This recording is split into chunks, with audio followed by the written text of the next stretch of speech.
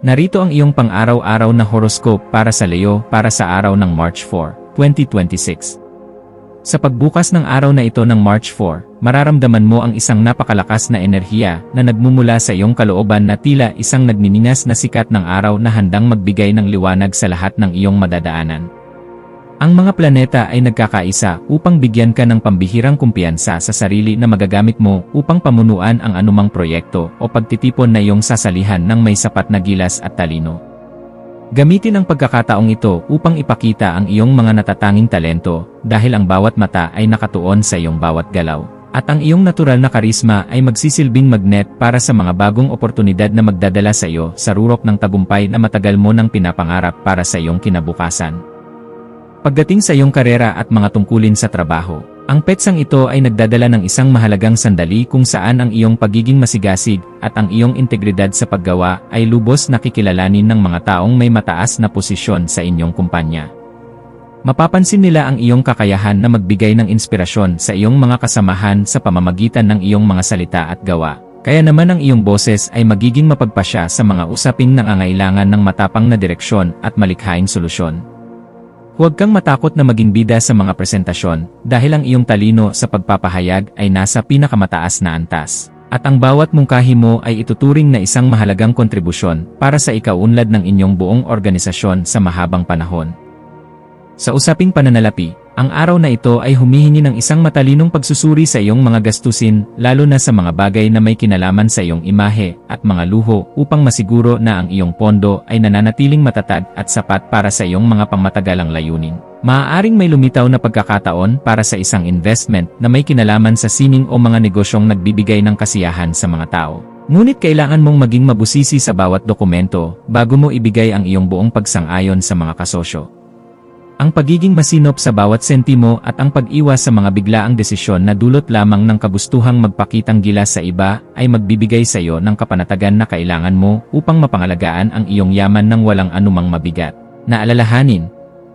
Ang aspeto ng pag-ibig at pakikipag-ugnayan ay nasa isang yugto ng matinding alab at pagmamahal kung saan ang iyong puso ay naghahangad ng isang relasyon na puno ng sapat na atensyon at tunay na paghanga mula sa iyong katuwang sa buhay.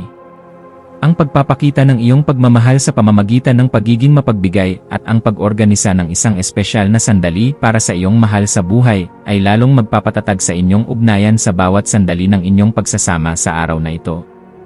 Para sa mga naghahanap pa ng makakasama, ang iyong nag-uumapaw na sigla at ang iyong marangal na pagtrato sa kapwa ay magsisilbing liwanag para sa mga taong naghahangad ng isang partner na may matibay na paninindigan at malinis na hangarin para sa isang masayang kinabukasan. Ang iyong kalusugan ay dapat maging isa sa iyong mga pangunahing prioridad sa pamamagitan ng pagbibigay ng sapat na atensyon sa iyong puso at likod na maaaring makaramdam ng pagod dahil sa iyong matinding pagkilos at pagdadala ng mabibigat na responsibilidad sa maghapon. Ang iyong katawan ay humihiling ng mga pagkain nagbibigay ng likas na lakas at sapat na sirkulasyon, kaya mainam na maglaan ng oras para sa mga ehersisyong nagpapalakas sa iyong stamina at nagpapagaan sa iyong pakiramdam sa bawat kilos.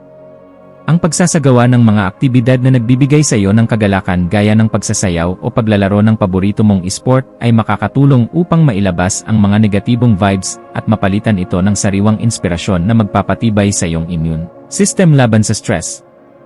Sa iyong pakikipagkapwa-tao, ang iyong papel bilang isang matalinong leader at mapagkalingang kaibigan ay magiging sentro ng atensyon, lalo na sa mga taong nangangailangan ng iyong lakas ng loob upang harapin ang kanilang sariling mga takot sa buhay. May isang tao na maaaring lumapit sa iyo upang humingi ng tulong tungkol sa kung paano magkaroon ng sapat na kumpiyansa sa kanilang sarili. At ang iyong mga salita ay magsisilbing mitsa na magbibigay sa kanila ng bagong direksyon at tapang na maging totoo sa kanilang pagkatao. Maging mapagmasid sa bawat pakikipagpalitan ng kwento dahil ang bawat impormasyon na iyong maririnig ay nagdadala ng bagong karunungan na maaari mong gamitin upang mas lalo mo pang mapabuti ang iyong pakikitungo sa iba't ibang uri ng personalidad nang may sapat na respeto. Ang iyong malikhaing isipan ay magkakaroon ng pambihirang kislap sa hapon, lalo na sa mga gawaing may kinalaman sa sining, pagtatanghal, o anumang paraan ng pagpapahayag na nagpapakita ng iyong pagiging orihinal at mapanuri sa bawat detalye ng iyong ginagawa para sa iyong sariling kaganapan.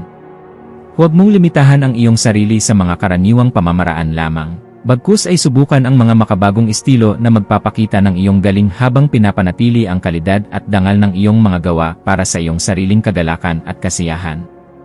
Ang pagbuo ng isang bagay na may layuning magbigay ng saya at inspirasyon sa marami ay nagbibigay sa iyo ng ganap na tagumpay na sadyang napakahalaga para sa iyong emosyonal na pag-unlad bilang isang individual na may malasakit sa sining. Para sa pamilya, asahan ang isang kaganapan sa loob ng tahanan na mangangailangan ng iyong pagiging mahinahon upang maging maayos ang takbo ng inyong samahan sa kabila ng mga posibleng tensyon tungkol sa kung sino ang dapat masunod sa mga plano sa bahay. Ang iyong presensya ay magbibigay ng kagaanan dahil kaya mong magpatawa at magbigay ng positibong pananaw sa bawat sitwasyon, na magreresulta sa isang mas masaya at mapayapang kapaligiran para sa bawat miyembro ng iyong pamilya sa bawat oras ng inyong pagsasama. Maging mapagpatawad sa mga pagkakamali ng iba at maging isang gabay na laging handang protektahan ang kalayaan ng iyong mga mahal sa buhay, dahil ang matatag na pundasyon sa loob ng bahay ang tunay na lakas na magtataguyod sa iyo sa bawat hamon. Ang iyong intuisyon ay magsisilbing isang matalas na kumpas sa pagpapasya tungkol sa isang bagong oportunidad na may kinalaman sa iyong personal na paglago o sa pagpapaganda ng iyong sariling kasanayan sa pakikipag-ugnayan sa mga taong may malalim na karanasan sa buhay. Kung may nararamdamang udyok na ayusin ang iyong kapaligiran o bumili ng mga kagamitan na magpapadali sa iyong mga gawain sa trabaho, gawin ito ngayon, dahil ang daloy ng enerhiya ay pabor sa mga gawaing nagpapahalaga sa kagaanan at asenso. Ang iyong panloob na boses ay malakas na nagpapaalala na handa ka na para sa isang mas mataas na antas ng kaganapan sa iyong pagkatao. Kaya pakinggan ito at huwag hayaang ang mga limitasyon ng iba ay humadlang sa iyong asenso patungo sa magandang bukas. Sa aspeto ng edukasyon at pagkuha ng karunungan, ang iyong isipan ay magiging kasing talas ng isang kidlat na handang unawain ang bawat komplikadong impormasyon upang mahanap ang pinakaugat ng katotohanan sa iyong mga pinag-aralan ngayong araw na ito. Gamitin ang panahong ito upang magbasa ng mga materyales na magpapalawak ng iyong pangunawa sa mga usaping may kinalaman sa pamumuno o sa mga bagong teknolohiya, dahil ang mga ito ay sadyang makakatulong sa pagpapabuti ng iyong sariling disposisyon. Ang bawat impormasyon na iyong matututunan ay magsisilbing hiyas sa iyong isipan, kaya huwag kang titigil sa paghahanap ng liwanag hanggang sa marating mo ang ganap na kalinawan na iyong matagal nang hinahanap para sa iyong sariling seguridad at kagaanan ng loob. Iwasan ang pagiging masyadong mapagmataas o mayabang sa iyong pakikitungo sa mga taong hindi kasing bilis ng iyong isip upang hindi ka makagawa ng mga kaaway na wala namang sapat na katuwiran para sa iyong ikaunlad. Ang pagpapanatili ng isang balanse sa pagitan ng iyong kapangyarihan at ng iyong pagiging mahinahon ay isang kasanayan na dapat mong pagtuunan ng pansin ngayong araw upang mas lalo kang irespeto ng mga taong nakapaligid sa iyo sa iyong trabaho. Ang pagpili sa kung ano ang nakakabuti sa iyong pangmatagalang mitiin nang hindi isinasakripisyo ang iyong mga prinsipyo ay magbibigay sa iyo ng mas mabilis na resulta at mas malalim na kagalakan sa bawat sandali ng iyong pagkilos sa anumang larangan na iyong pinili.